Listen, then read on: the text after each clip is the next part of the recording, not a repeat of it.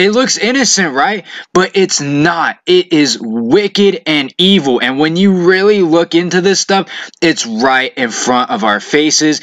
I'm not showing you anything that's out there and is like, you know, I'm making it seem like, oh, you know, I'm not stretching with this stuff. I'm showing you clips from, or I shouldn't say clips, pictures from shows, movies, you know, photo shoots. These people, Disney, it is wicked and evil. It is not innocent. There is a dark side to Disney. You have to put your love for Disney and everything Disney related aside, because there's so many people out there who are completely clueless to this. And when I tell people, the sad thing is when I show people this stuff, they refuse to believe it. They will still defend this.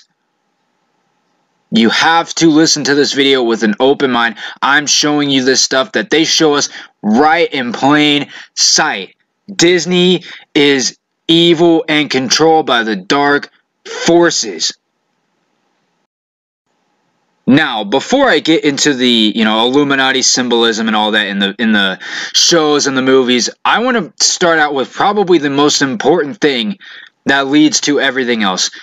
The fact that Walt Disney was a Freemason should already be ringing, you know, the alarms in your head. Now, if you don't know what Freemasonry is, it's a secret society where they end up worshiping Lucifer. You go up through the rankings, right? 1, 2, 3, and you get up to 33, and then there's 34 and 35. You need to do your research on Freemasonry. I'll tell you what's the worst part about television is the programming, the philosophy, okay? I mean, the manipulating of your mind, the philosophy, the mentality, the system of thinking, the ideology. That's what's wrong with television. That's what's wrong with movies. That's where they're really getting in your head. Take, for example, Walt Disney, right? And many people that will preach against the TV, they'll preach against the movies, they'll preach against Hollywood because it's obvious that stuff is bad. But then they'll say, well, we watch Disney movies. And I've been to the home of preachers and Christians who would never watch TV or the movies, but yet they have the whole library of the Walt Disney movies. You know those white plastic cases? And they have them all lined up. And I mean, they have tons of them lined up. Scores. I don't know how many there are, but there's hundreds of them. They have them lined up and lined up. And they have their kids watching those movies all day long. I'm going to tell you, I'm going to prove to you right now that those movies are wicked. Say, what? Disney movies? Come on, you're crazy. They're rated G. Well, let's see. First of all, did you know this? Did you know that Disney movies are filled with subliminal messages? Subliminal messages. Now, what are we talking about tonight? Sorcery. What are we talking about tonight? Getting inside your mind and messing with you. Controlling your thought process by supernatural means or demonic means. Or hey, I'm going to tell you something. Disney movies are filled with subliminal messages. And you say, oh, that's a hoax. I've seen it with my own eyes. When I was a teenager, I had a friend of mine sit me down at his house and show me the subliminal messages in the Disney movies. They're filled with subliminal messages. Let me give you some examples. The Lion King, filled with subliminal messages. Okay, all throughout the movie, there are pornographic pictures hidden in the movie. Like you'll be watching the movie and just for a few seconds, something filthy will come on. Like off to the side, there'll be some kind of a, you know, reproductive anatomy will pop up, you know, over here. And then over here, there's this one point where the lion, you know, he kind of goes like this. And a cloud of dust comes up and just spells the word sex. And the word sex is put in the Lion King movie subliminally, literally hundreds of times.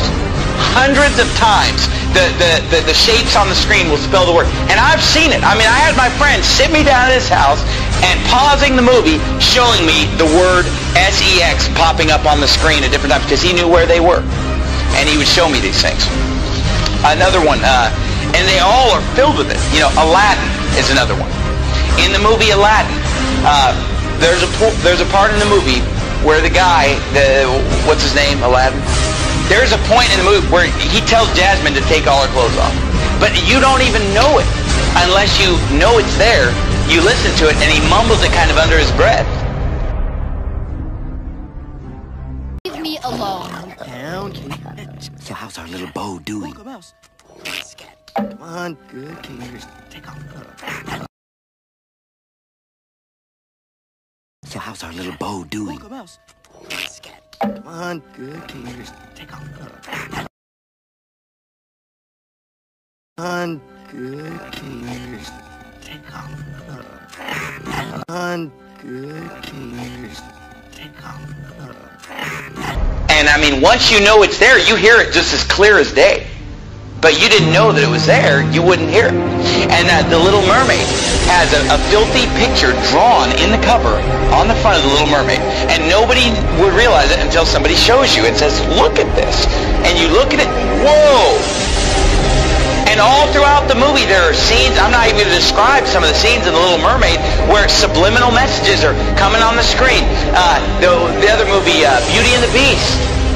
There, a nude woman pops up a few times in the background of Beauty and the Beast, filled with subliminal messages. Your kids are watching it, and their mind is maybe not even seeing it, but it's going into their subconscious. Words flashing on the screen over and over. sex, nudity, filth, all the smut is just coming on the screen. Oh, those movies are harmless. They're filled with subliminal messages. Who knows what your kids are being programmed? Oh, but you know what? I'm sure that it's only just the Disney movies. I'll guarantee you it's the rest of Hollywood probably doing the same thing. And these Disney movies, at first when I was a teenager and somebody showed me this, I thought it was just a couple movies, a couple scenes. But as time has gone on, I've realized that virtually every Disney movie is packed with hundreds of subliminal messages to program the minds of your children. Okay, but then forget the subliminal message. Just the message of the Disney movies is perverted. Even if you just forget the subliminal message. I mean, forget, what movies did we bring up? The Little Mermaid. A half animal, half human being. That's perverted in and of itself. All throughout the Bible, every false god is a half animal, half human being. They're constantly merging of animals and human beings. It's paganism. It's wicked. And yet every Disney movie is pretty much based on the merging of a human being with an animal. It's described in the Bible. And the movie The Little Mermaid, she's topless the whole time, right? She's just wearing like a bikini top. How is that? Is that how you want your daughter to dress? But there's no cussing, there's no nudity. Do you want your daughter going around in a bikini top?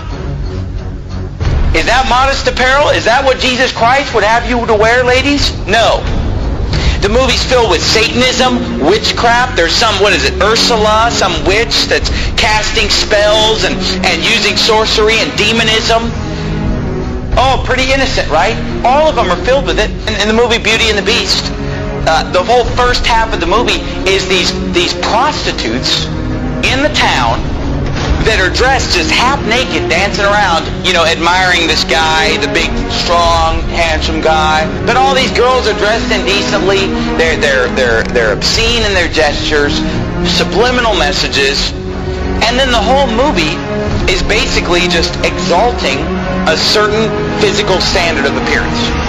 Beauty and the Beast is a movie about a woman who falls in love with an animal. And in the movie they keep acting like, well, he's just ugly. He's not ugly, he's an animal. But there's a difference between being ugly and being a beast, being an animal. And if you've seen the cartoon, it's an animal. It's like a dog. It's like a big dog man or something. I mean, it's clearly an animal, and yet she falls in love with him while he's an animal. Only when she kisses an animal does he become a human being. Oh, wow. And you say, well, what's wrong with that? Read the Bible sometime.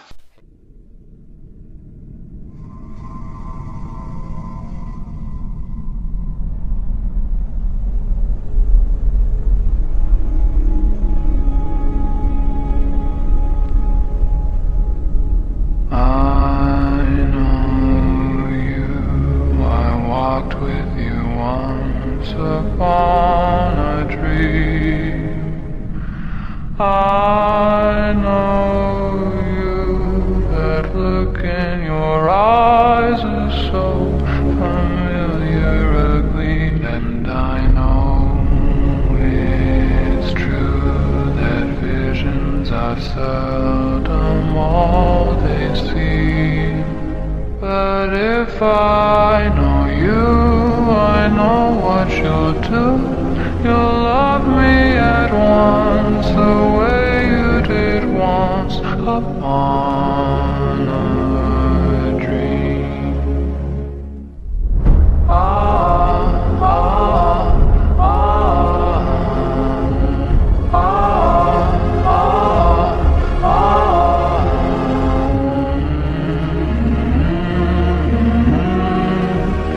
But if I know you, I know what you'll do. You'll love me at once, the way you did once upon a dream.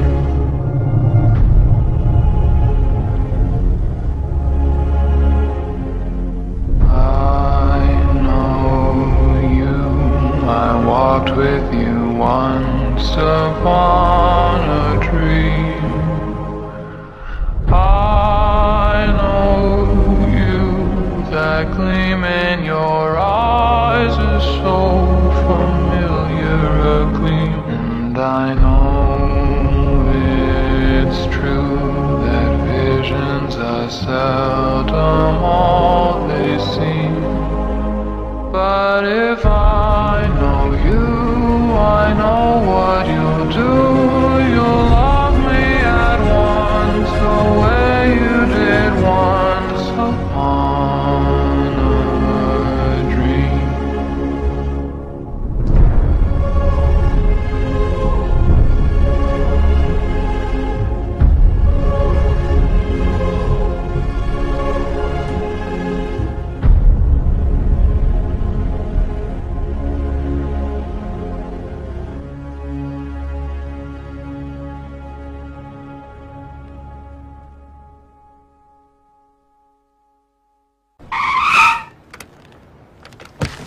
What's this? Well, from the looks of things, sir, I'd say they are here to audition for the remaining slot in the fabulous super race. Is this some kind of a joke? A pussycat and a mouse? This show is about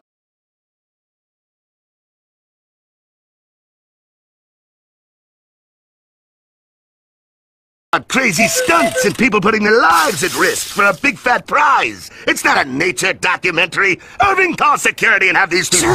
Sir, it's... him.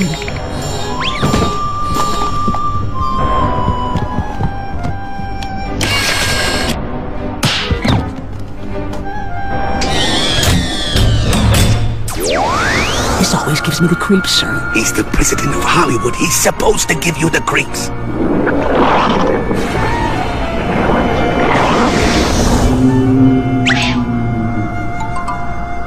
Greetings, your tinseliness, imperious leader of Hollywood.